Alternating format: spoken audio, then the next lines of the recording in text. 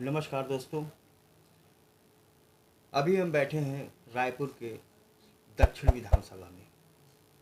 चुनाव की सरगर्मियां तेजी से जारी हैं। स्क्रीनिंग कमेटी प्रत्याशियों के चयन को लेकर लगातार अपने सर्वे कर रही है। स्क्रूटनी जारी है और ये तो हो गई संगठन की गतिविधियां।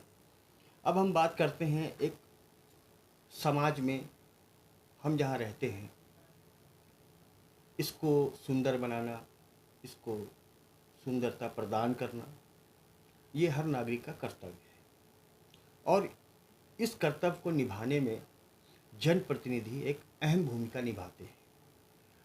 हमारे भारत का गौरवशाली इतिहास रहा है जिसमें जनप्रतिनिधियों ने कई अभूतपूर्व उपलब्धियां हासिल की, जिसका सिलसिला आज भी जारी है।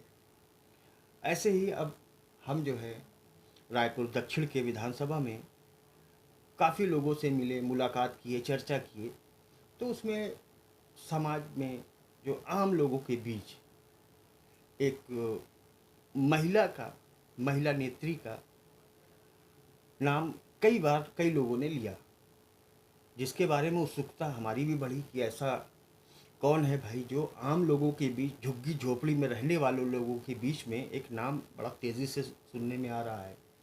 तो हम खोजते हुए आज हम उनके दरवाजे पहुंच चुके हैं। हम उनके बारे में बताते हैं कि हमारे शब्द इतने बड़े नहीं हैं कि हम उनको उनकी किए गए कार्यों को हम बता पाएँ, लेकिन वो एक ख़ास शख्सियत हैं, वो एक ख़ास मुकाम रखती हैं।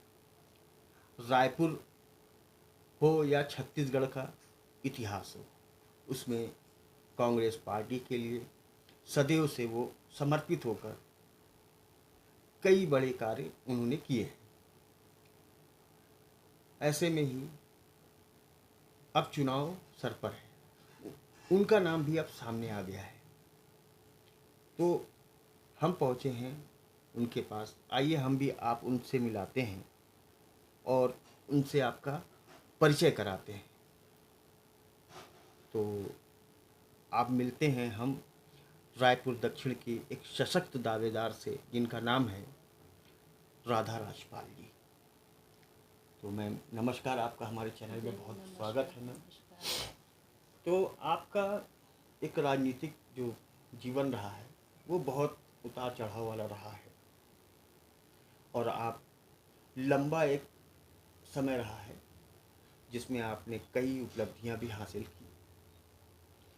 ऐसे में अब चुनाव आ गया है और काफ़ी जो क्षेत्र के लोग हैं, जो नीचे तबके के लोग हैं, जिनके पास वास्तविक रूप में सुविधाएं पहुंचनी चाहिए, जहां पे अभी नहीं पहुंच पा रही हैं, कई सारी वजह हो सकती हैं उसकी।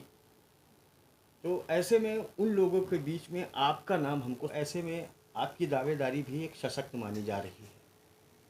तो आपकी ऐसी क्या उपलब्धियां हैं कि आप जो हमको से रूबरू हुई, और बताइए। मैं राधा राजपाल, सिंधी एकेडमी की डायरेक्टर। सीएम साहब ने बनाया है हमें, सिंधी अकादमी की सदस्य हूँ और महिला कांग्रेस की प्रदेश महासचिव, दिल्ली से कोऑर्डिनेटर, सिंधी समाज की राष्ट्रीय उपाध्यक्ष। उसके अलावा हमारी छत्तीसगढ़ सिंधी पंचायत की मैं उपाध्यक्ष हूँ। और मैं विगत 35 वर्षों से कांग्रेस के, वैसे तो सोचा जाए तो मैं जन्म से हूँ, पर एक्टिव हुई हूँ मैं 35 वर्ष, तब भी मैं उनके साथ थी। और उसके बाद कई चुनावों में मैंने अपनी पूरी तरह से भागीदारी निभाई है। मैं कांकेर की पर्यवेक्षक बनी हूँ और अपना भिलाई चुनाव की विगत 20 वर्षों से हर साल, हर दफ़े मैं वहाँ की प्रभारी बनती हूँ। और ईश्वर की दया से मैं वहाँ से हमेशा अपनी कांग्रेस पार्टी को जीत दिलाने के लिए कोशिश पूरी करती हूँ और होता भी है अच्छा काम। उसके अलावा गरीबों को मशीन देना काम है जिसमें मैं बहुत आगे आती हूँ।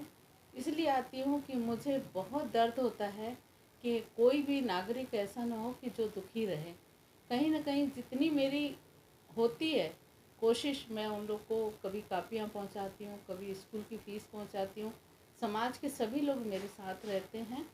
और अब मैं ये चाहती हूँ कि सिंधी समाज से या फिर कांग्रेस से मैंने दावेदारी दी है, इसके लिए मैंने आदरणीय मुख्यमंत्री जी को भी दूंगी संदेश कि मुझे महिला होने के नाते दक्षिण की दावेदारी मेरी प्रबल करें, ताकि मैं ये भी सीट कांग्रेस की झोली में डालूं, क्योंकि वो जो विधायक हैं वो तो अब उनकी जनता उनसे त्रस्त हो गई है एक ही चेहरा देखते देखते।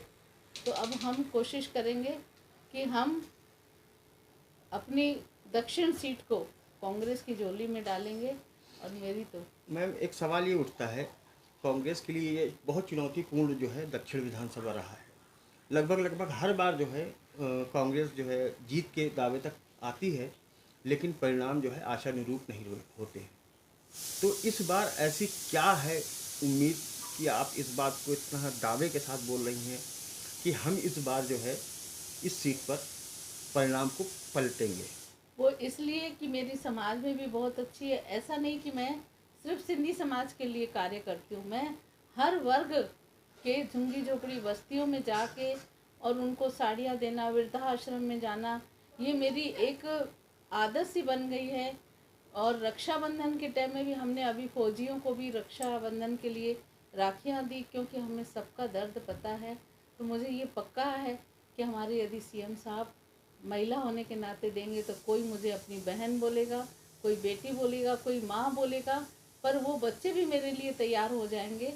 ऐसा मुझे विश्वास है कि अच्छा, मैं कांग्रेस की झोली में डालूंगी। एक सवाल ये भी उठता है कि एक ये प्रदेश का मुख्यालय है, ये 4 महत्वपूर्ण विधानसभा है, जिसमें से दक्षिण एक महत्वपूर्ण विधानसभा है।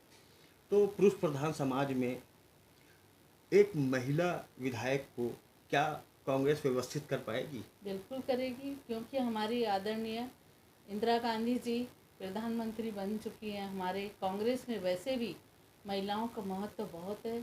और सीएम साहब जब भी देखिए जो गोबर का जी, कार्यक्रम के उसमें तो सबसे ज़्यादा महिलाओं ने अपना फ़ायदा लिया है। बिल्कुल और हमेशा महिलाओं का सम्मान करते हैं। आज यदि राष्ट्रपति बन सकती है एक महिला, तो हम विधायक बनने के लिए अपने लिए तो दावेदारी करेंगे ही ना। जी, बिल्कुल आपका कहना उचित है।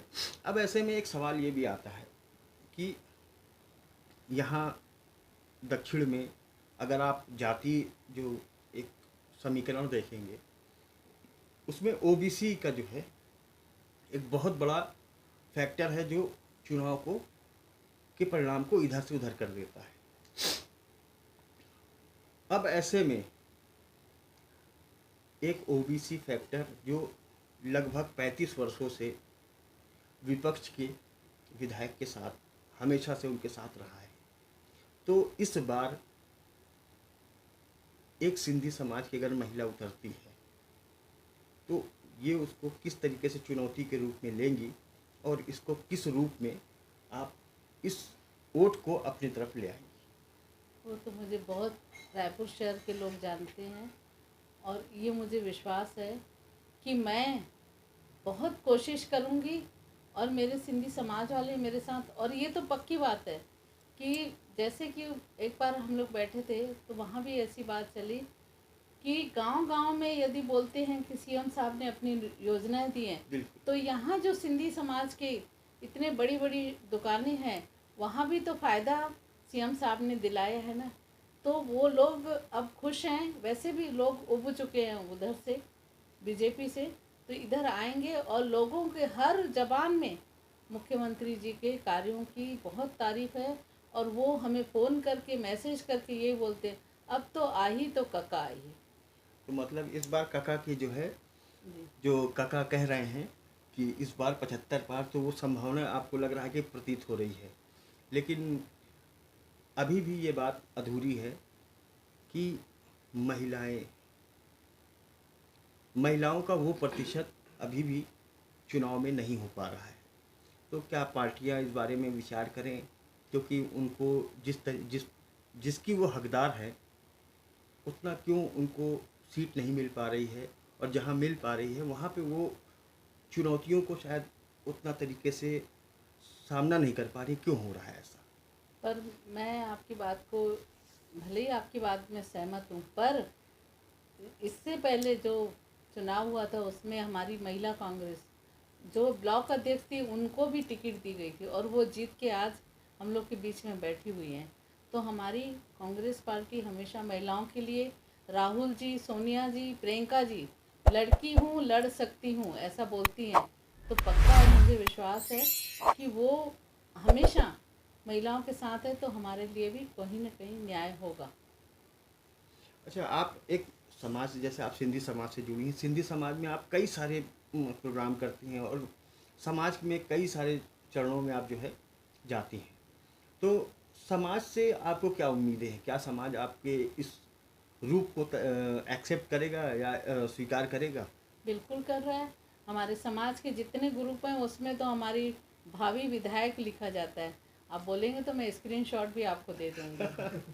ऐसा मेरी समाज मुझसे बहुत खुश है और मैं समाज के अनेक पदों पे हूँ, जिसकी कोई मुझे भी कल्पना नहीं थी कि मैं इतने सारे पदों में रहूँगी। और हम लोग सब साथ बैठ के महिलाओं पुरुषों से मीटिंग करते हैं और हमारे अभी जो कार्यक्रम चल रहे हैं वो सभी कार्यक्रमों में मैं हूँ और मेरे साथ पब्लिक भी है। तो अब जो है एक विधानसभा के जो लोग हैं वो आपसे बहुत सारी आशाएं लगा के बैठे हुए हैं, तो ऐसे में उनके लिए कोई एक ऐसा संदेश, ऐसी कोई सूचना जो आप अपने दिल से उनके लिए कुछ बोले, दो बात, जिससे कि वो। मैं तो ये चाहूँगी कि मैं सबसे ज़्यादा महिला शक्ति को आगे करूँगी और महिलाओं को बहुत सारी सुविधाएं दिलाऊंगी। जो निडर होके, एक नारी शक्ति निडर होके चलेंगी। कुछ ऐसा जूडो कराटे का कुछ न कुछ स्कूलें खुला के और मैं बनूंगी, तो मैं महिलाओं की एक शक्ति सामने लाऊंगी जो एक मिसाल होगी दक्षिण में। चलिए मैम, आपसे बात करके काफ़ी अच्छा लगा। निश्चित रूप से हमारी शुभकामनाएं हैं कि आपको जो है इस बार जो है आपको भी संज्ञान में लिया जाए। धन्यवाद।